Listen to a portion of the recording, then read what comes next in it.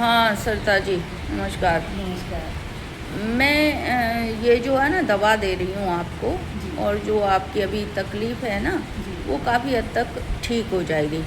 आपको बस मेरे पूरी बात का फॉलो करना है। जी। मैंने आपको क्या बताया है एक बार आप दोहराएं। एक तो अर्जुन का बताया है कि आप सुबह, शाम को और रात को सोते समय काढ़ा बनाना है। हाँ, कैसे बनाना है?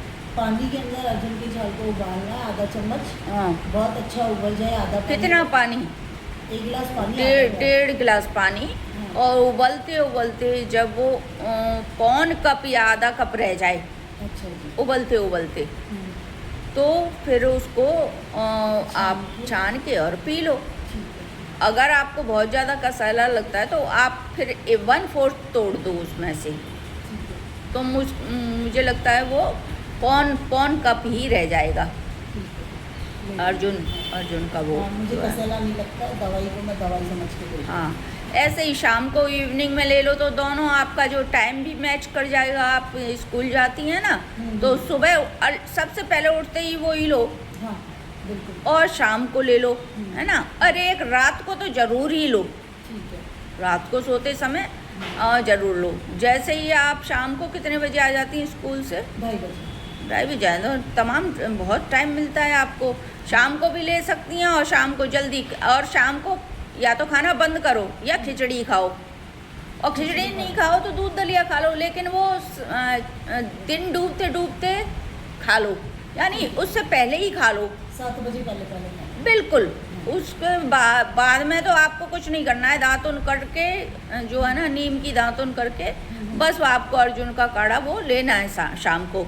फिर देखो 8 दिन में परिणाम नहीं आए तो मतलब बताना आप मुझको। आप कहती हैं अपने लिए आपके पास समय नहीं है ना।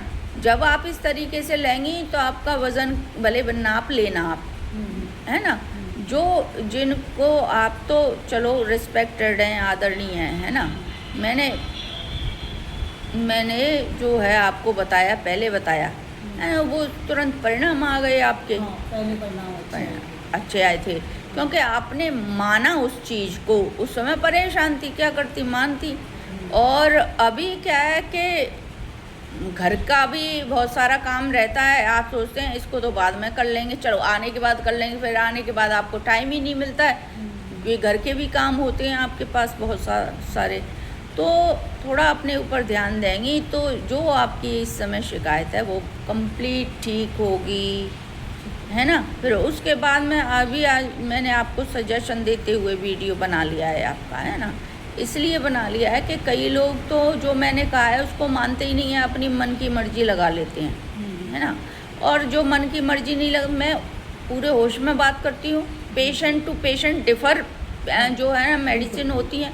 किसी को कुछ ऐड करके बता देती हूँ, किसी को कुछ ऐड करके। तो उसमें अपनी मन की मति नहीं लगानी है कि नहीं ऐसा तो नहीं हो जाएगा, वही चिकित्सा फेल हो जाती है ना। पूरी लेने के बाद फिर अगर आप शिकायत करती हो तो मैं शिकायत भी सुनती हूँ। फिर उसमें कोई मेरी तरफ से भी त्रुटि होती है तो मैं समझ लेती हूँ, लेकिन मुझे पता है कितना एक्सपीरियंस है। आप तो देख ही रही हो, 25 साल तो कंटिन्यूस मुझे हो गए। तमाम तरह के मैंने पेशेंट देखे हैं। और पहले लिया था आपसे दवाई तो बहुत और जादू की तरह पेशेंट जिनको मैंने डिसिप्लिन फॉलो करवाया, रिपीट नहीं हुआ।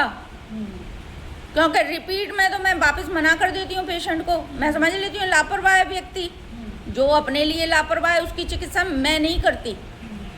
उसकी तो फिर वो भगवान ही करता है या वो खुद ही कर लेता है। मेरी आदतें ऐसी हैं, क्योंकि बार बार गलती करे वैद्य का नाम बदनाम होता है, और हमारी जो है आयुर्वेद भी बदनाम होता है। फिर वो कहते हैं धीरे धीरे साफ काम करता है, जबकि 24 घंटे में काम करता है।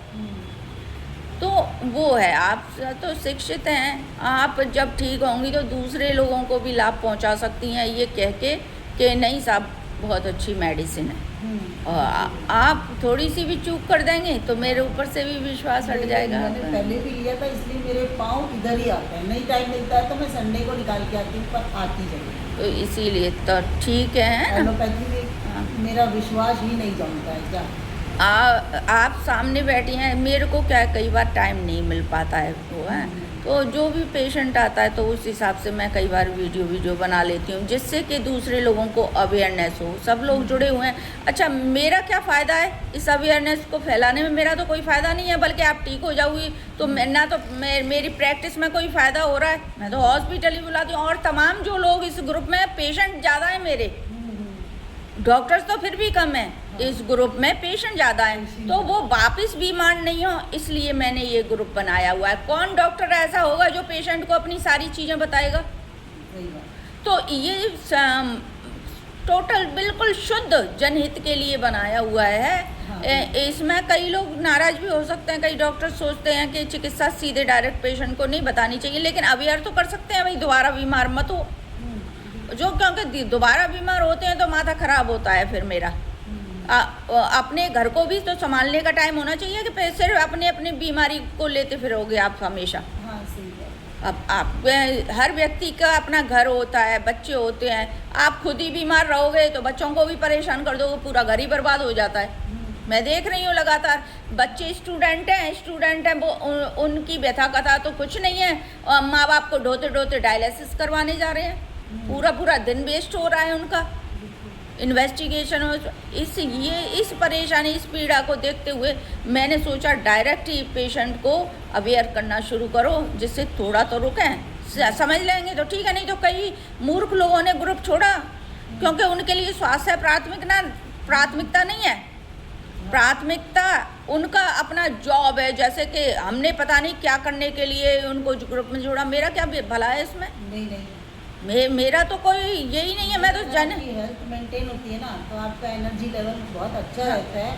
50 काम आप कर लेते हैं और मालूम भी नहीं पड़ता है, मालूम भी नहीं कर लेते। और मेरे ग्रुप में जो भी डॉक्टर्स हैं वो भी जो किसी का फ़ोन आ गया और मैंने कह दिया भाई इस टाइम पे ऐसे से फ़ोन कर लेना, मान लो आप, तो वो दूर बैठे बैठे भी आपको सेवाएं दे रहे हैं। ऐसे तमाम पेशेंट के फ़ोन जो है ना, फ़ोन आए कि हमने उनकी सलाह से वहाँ बैठे बैठे वो चिकित्सा ली और शानदार काम हुआ है उनका। तो बताओ कितने पैसे बच गए उनके? हाँ, बिल्कुल बच रहा है, टाइम बच रहा है। तो इसलिए बनाया हुआ है। बाकी ग्रुप में रहे तो उसका स्वागत है, नहीं रहे तो भी स्वागत है। नहीं, मैं ग्रुप की हर चीज़ को पढ़ती हूँ, देखती हूँ आराम से। ऐसा नहीं है व्हाट्सएप पे आया तो उसको देखती ज़रूर हूँ।